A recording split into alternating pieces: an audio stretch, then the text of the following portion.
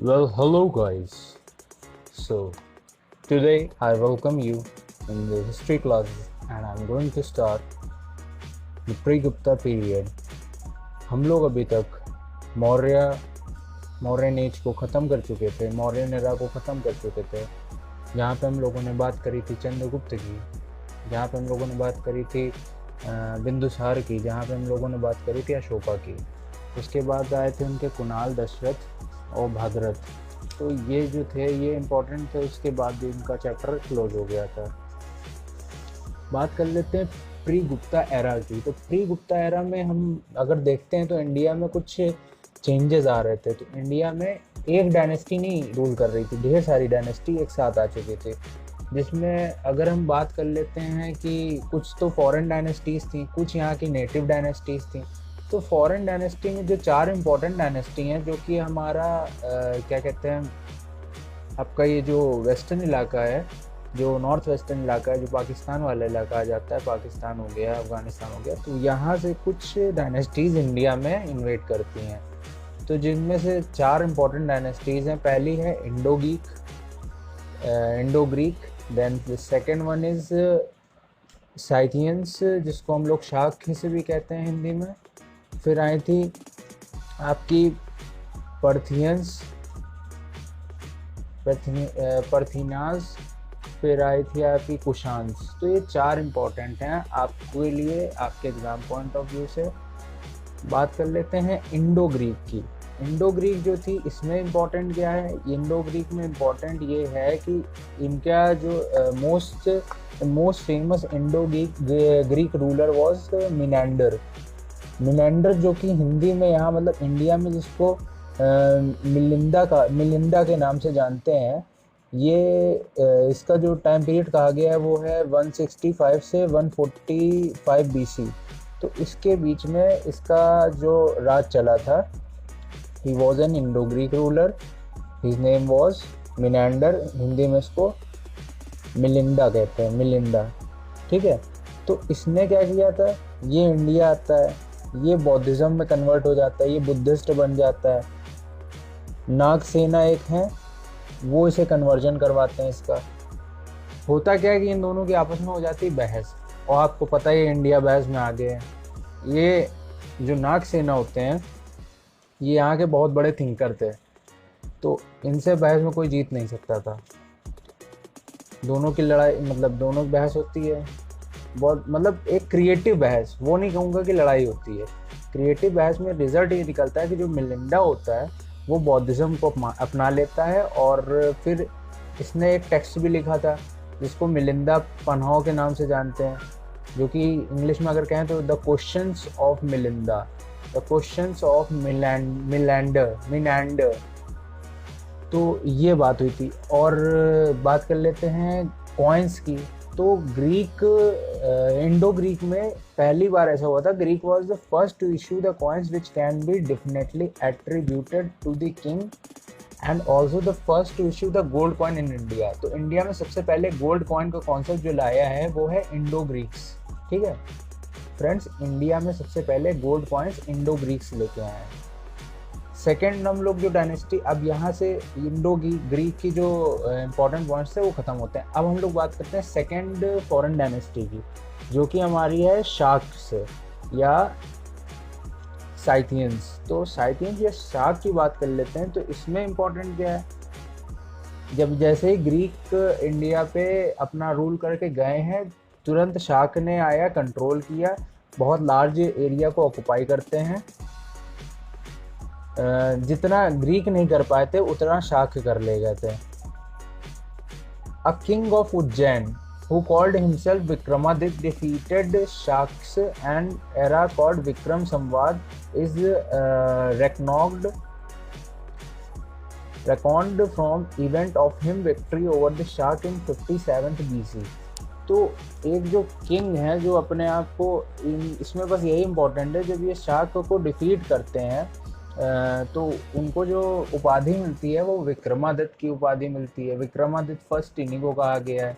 उज्जैन के किंग थे। तो आपसे अगर पूछे विक्रम संवाद की रचना किसने करी, विक्रम संवाद क्या है कि जो आजकल हम लोग हिंदी में कैलेंडर यूज़ करते हैं, जो जिसमें हम तिथियां देखते हैं, ये सब देखते हैं, ये सब है विक्रम संवाद के अंडर आता है। तो ये जो विक्रम संवाद है, इसको लिखने वाले, इसको प्रोड्यूस करने वाले विक्रमादित्य थे। विक्रमादित्य एक उपाधि है, नाम नहीं है, पहली बात ये आप जान लीजिए, ये एक उपाधि है। जो विक्रमादित्य जो उपाधि मिली थी वो किंग ऑफ उज्जैन को मिली थी, जिनका नाम तो अभी तक रिवील नहीं हुआ है। और इसमें क्या कहा गया है कि 57 BC में इन्होंने विक्रम संवाद की रचना करी थी, जो हिंदी कैलेंडर आज तक हम लोग यूज़ कर रहे हैं। तभी आपने देखा होगा जो इंडिया का कैलेंडर है वो आपके ग्रिगोरियन कैलेंडर से आगे चलता है, 57 ईयर्स आगे चलता है, क्योंकि 57 BC में इसकी रचना हुई थी।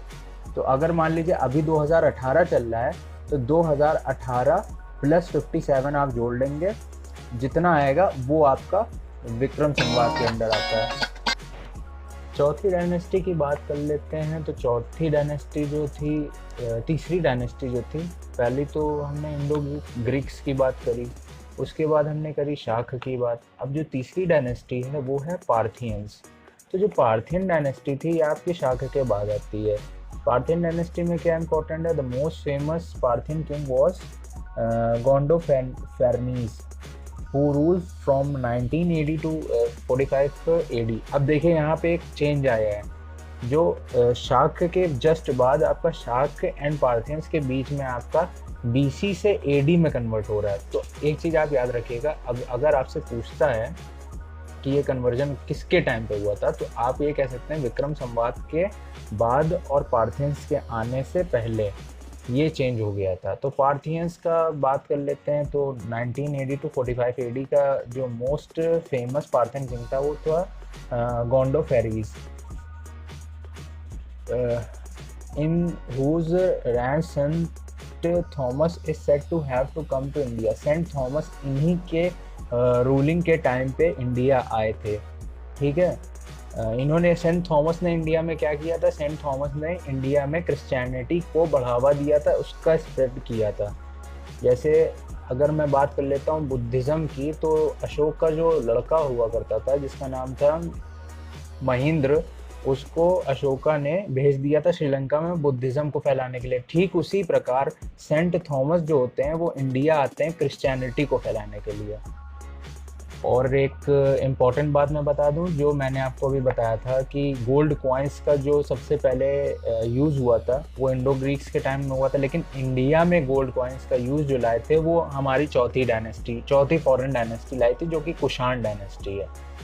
इंडो ग्रीक्स ने इंडिया में सबसे पहले कॉइन्स का यूज़ किया और फॉरेन में गोल्ड कॉइन्स का, बट यहाँ पे पहली बार गोल्ड कॉइन का यूज़ कुषाण डायनेस्टी में होता है, कनिष्का के टाइम पे। कनिष्का जो रूरल था उसके टाइम पे हुआ था। तो कुषाण डायनेस्टी की बात कर लें तो सबसे फेमस जो थे वो कनिष्का थे। कनिष्का का दूसरा नाम होता है विम कैटफिशियस। विम कैटफिशियस के नाम से कनिष्का जाना जाता है और ये कुषाण डायनेस्टी का है। इसका दूसरा नाम क्या था, कनिष्का। पहला नाम क्या था, विम कैटफिशियस। कुषाण की बात कर लें तो इसके टाइम पे क्या क्या इम्पोर्टेंट हुआ। कुषाण के टाइम पे अश्वघोष हुआ था।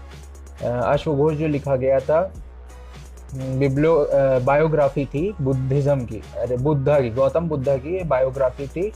क्या नाम था इसका, अश्वघोषा। अश्वघोषा कुषाण के टाइम पे कुषाण डायनेस्टी के टाइम पे लिखी गई थी। कुषाण डायनेस्टी का टाइम अगर देखा जाए तो 45 AD है। 45 AD से स्टार्टिंग हुई थी, क्योंकि 19 to 45 AD आपके पार्थियंस आए थे। उसके बाद क्या हुआ, 45 AD से आपका कुषाण डायनेस्टी स्टार्ट हो जाती है।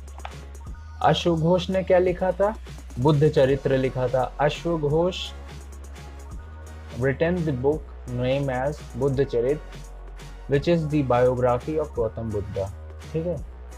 सेकेंड बात कर लेते हैं नागार्जुना की। नागार्जुना क्या थे, नागार्जुना को इंडिया का आइंस्टीन कहा गया है।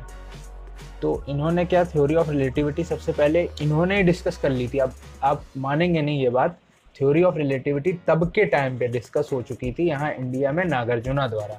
इनको टाइटल क्या मिला, इनको टाइटल बाद में मिला, आइंस्टीन ऑफ इंडिया। इन्होंने इम्पोर्टेंट बुक कौन सी लिखी? माध्यमिक सूत्रा। अब देखिए यहाँ पे इम्पोर्टेंट बुक्स के नाम आ रहे हैं। अश्वघोष ने क्या लिखा था? बुद्ध चरित्र। अगर आपको कुषाण डायनेस्टी में कुछ इंपॉर्टेंट पूछेगा तो ये 4-5 पॉइंट पूछेगा। अश्वघोष राइट द बुक बुद्ध चरित्र, नागार्जुना रोड द बुक माध्यमिक सूत्र। तीसरा में इंपॉर्टेंट पॉइंट है वो है वासुमित्रा के बारे में। वासुमित्रा कौन थे? He was the chairman of 4th Buddhist council. तो 4th बुद्धिस्ट काउंसिल जो हुई उसके चेयरमैन कौन थे? वासुमित्रा। ठीक है। चरक इनके टाइम पे एक फिजिशियन हुआ करते थे, डॉक्टर कह सकते हैं। उन्होंने कौन सी बुक लिखी है? चरक संहिता इनके द्वारा लिखी गई है। तो ये इंपॉर्टेंट पॉइंट हैं 4, जो कि आपको कनिष्का के टाइम में, कनिष्का की रूलिंग के टाइम में 4 इंपॉर्टेंट पॉइंट पूछता है, ये पूछता है। कनिष्का हिस्ट्री में क्यों जाना जाता है कि ये इसके बारे में बात कर लेते हैं। तो he started an era in AD 78 which is known as Shaka era. जैसे विक्रम संवाद में विक्रम एरा जो स्टार्ट हुआ था वो एक था, ठीक है। तो और इनके टाइम में क्या हुआ था? इनके टाइम पे एक शका एरा स्टार्ट हुआ। शक एरा SAKA शका एरा ये स्टार्ट हुआ था। और कोई भी अगर राजा आता था वो अपने हिसाब से अपनी जब से रूलिंग करता था उसकी वो बता देता था कि अब स्टार्ट हुआ है। जैसे विक्रम संवाद ने क्या किया? हमारी रूलिंग स्टार्ट हुई है तो अभी से कैलेंडर बनेगा। तो इसी हिसाब से सब अपने अपनी एरा बनाते जाते थे। उन्होंने और क्या किया? He extended his whole hearted patronage to Buddhism. इन्होंने पूरी बुद्धिज्म में अपना पूरा योगदान दिया, बुद्धिज्म को स्प्रेड करने के लिए। चौथी बुद्धिस्ट काउंसिल इन्होंने करवाई कश्मीर में। आखिरी पॉइंट कनिष्का के टाइम का ये है कि जो सिल्क रूट आप चाइना वाला है, चाइना टू रोम जो है, तो जो सिल्क रूट था तब के टाइम का, जिसको हम लोग रेशम मार्ग भी हिंदी में कह सकते हैं, तो ये सबसे पहले इन्होंने ऑक्युपाई कर लिया था। तो इसका जो ट्रेड था सबका देखा जोखा सब इन्हीं के पास रहता था और इन्होंने सबसे पहले इसको ऑक्युपाई किया था। अगर पूछता है silk route was occupied by whom in the time of pre Gupta period, तो आप आंसर लगाएंगे कनिष्का। तो फ्रेंड्स यहाँ तक तो बात ख़त्म हो जाती है हमारी फॉरेन डायनेस्टी की। अब जो प्री गुप्ता एरा में आती है नेटिव डायनेस्टी। नेटिव डायनेस्टी कुछ इस तरह से हैं। सबसे पहली है सुंग डायनेस्टी, दूसरी है कनवा डायनेस्टी, तीसरी है सातवाहंस एंड चौथी आपकी है अंधराज। तो जो इसमें 3 इंपॉर्टेंट है वो आपके सुंग डायनेस्टी, कनवा डायनेस्टी एंड सातवाहंस। तो सुंग डायनेस्टी की बात कर लें तो इसके जो फाउंडर थे वो थे पुष्पमित्र सुंग। तो पुष्पमित्र सुंग ये आप याद कर लीजिए, पुष्पमित्र सुंग इसके फाउंडर थे। ये क्या थी? ये एक ब्राह्मण डायनेस्टी थी, ठीक है। सुंग डायनेस्टी एक ब्राह्मण डायनेस्टी थी। इन्होंने 2 अश्वमेघ यज्ञ कराए थे।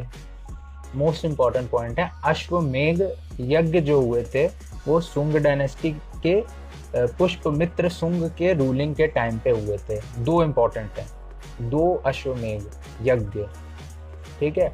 पातंजलि जिनके नाम से चलता है पूरा बाबा रामदेव वाला, तो पातंजलि जो थे वो इन्हीं के टाइम पे पुरोहित हुआ करते थे। अश्वमेघ यज्ञ में भी वो पुरोहित थे, ठीक है। इनके टाइम पे पुरोहित हुआ करते थे। He was also known as father of yoga physiology. तो इन्हें फादर ऑफ योगा भी कहा गया है। अनदर फेमस रूलर कौन है? अग्निमित्रा। अगर पूछता है कोई अग्निमित्रा किस डायनेस्टी से रिलेटेड है तो आप लगाएंगे सुंग डायनेस्टी, ठीक है। इसके बाद आती है आपकी कनवा डायनेस्टी। कनवा डायनेस्टी में क्या है? The founder of this dynasty was Vasudev इसके फाउंडर थे। ये बहुत ही छोटी डायनेस्टी थी और बिल्कुल इंपॉर्टेंट नहीं है, लेकिन अगर आपसे पूछ लेता है कि कनवा डायनेस्टी किसी फाउंडर का नाम बताइए तो फाउंडर का नाम है वासुदेवा। और अगर आपसे पूछता है इन्होंने क्या किया था, इन्होंने सुंग के राजा का मर्डर करता है, उनको मार देता है। देवभूति जो कि सुंग डायनेस्टी का लास्ट रूलर था, देवभूति का ये इसको किल करता है और खुद पावर में आ जाता है और कनवा डायनेस्टी फॉर्म कर लेता है। बहुत ही छोटी डायनेस्टी थी। इसके बाद क्या होता है? सातवाहन आ जाते हैं, डेक्कन से सातवाहन आते हैं, डेक्कन से इस पे राज कर लेते हैं और इनको भगा देते हैं। ठीक है, अब इसके बाद कौन सी किंगडम आ गया, सातवाहन। सातवाहन किंगडम आता है। सातवाहन का जो फाउंडर था वो था Simuka. Simuka was the founder of Satavahana dynasty. इनके टाइम में इंपॉर्टेंट पॉइंट क्या है, इन्होंने सबसे पहले लेड कॉइन इशू करे थे इंडिया में।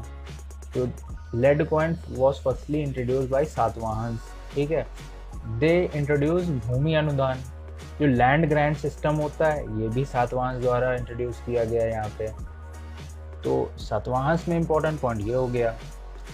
इनके टाइम में अगर पूछा जाए सोसाइटी किस प्रकार थी, तो इनके टाइम पे जो थी वो मातृ प्रधान देश हो गया था।